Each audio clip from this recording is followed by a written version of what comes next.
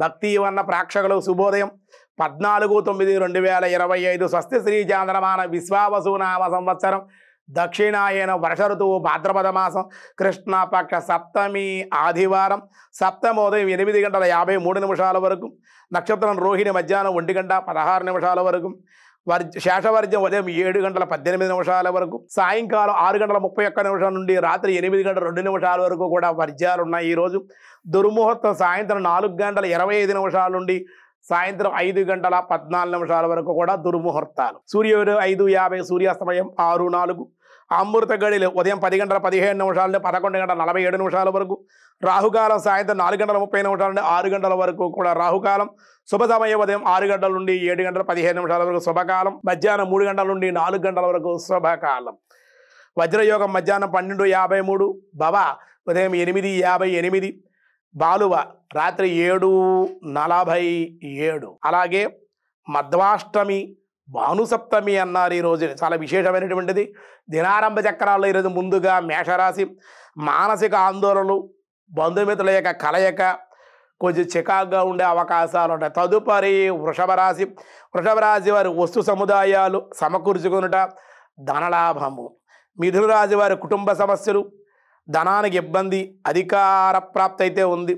సామర్థ్యంతో ప్రయత్నాలతోటి మీ యుక్తితోటి ముందుకు వెళ్ళే అవకాశాలు ఉంటాయి ఈరోజు. కర్కాటక రాశి వారి ప్రజా విరోధాలు, కలహాలు, గౌరవభంగం, కానీ ధనం అయితే సాయంత్రానికల్లా ఏదో రూపంలో అందే అవకాశం.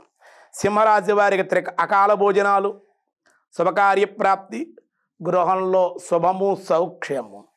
కన్యారాశి వారి జాయింట్దారులతో ఇబ్బందులు, రుణములు రావలసి వస్తుంది. తులారాశి వారికి ధనలాభం, విజయము, ధార్మిక జీవనము, దైవభక్తి. అలాగే వృశ్చిక రాశి వారికి కుటుంబ సమస్యలు, వృత్తి యందు అనుకూలతలు ఉండే అవకాశం. తదుపరి ధనస్సు రాశి. ధనురాశి వారి వృత్తి ఉద్యోగాల యందు లాభము, అధిక ధన వ్యయము, ప్రయాణ సౌఖ్యం. మకర రాశి వారి శుభకార్య లాభాలు, యత్న కార్య సిద్ధి. తదుపరి కుంభరాశి. కుంభరాశి వారి ఉద్యోగాల్లో, వ్యవహారాల్లో లాభము, సుఖము, ధనవృద్ధి. మీనరాశి వారికి ధార్మిక పనులు చేయుట, దేవాలయ దర్శనాలు, ఆనందము, ధనలాభం ఉండే అవకాశం.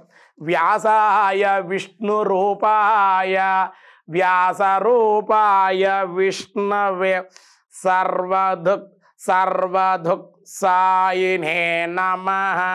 సకల విజ్ఞాన విశేషాలు ప్రబోధం చేసేవాడు కనుక బ్రహ్మగా, విష్ణువుగా, శివుడుగా, త్రిమూర్తిగా, త్రినేత్రుడుగా, పరమశివునిగా, చతుర్బాహుడుగా, విష్ణువుగా ఉన్నాడని, సాక్షీభూతమని, సాక్షిగా శ్రీహరి వ్యాసరూపమని, వ్యాసుడిగా కూడా, గురువుగా కూడా ఈయనే ఉన్నాడని, ఆ కారణం చేత సర్వదృగ్వ్యాసాయ నమః.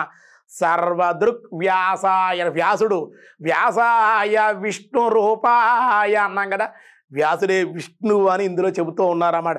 అందుకే సర్వదృగ్వ్యాసాయ నమః అంటున్నారు. మిగతా విషయాలు రేపు చూద్దాం. ఈరోజు స్వస్తి.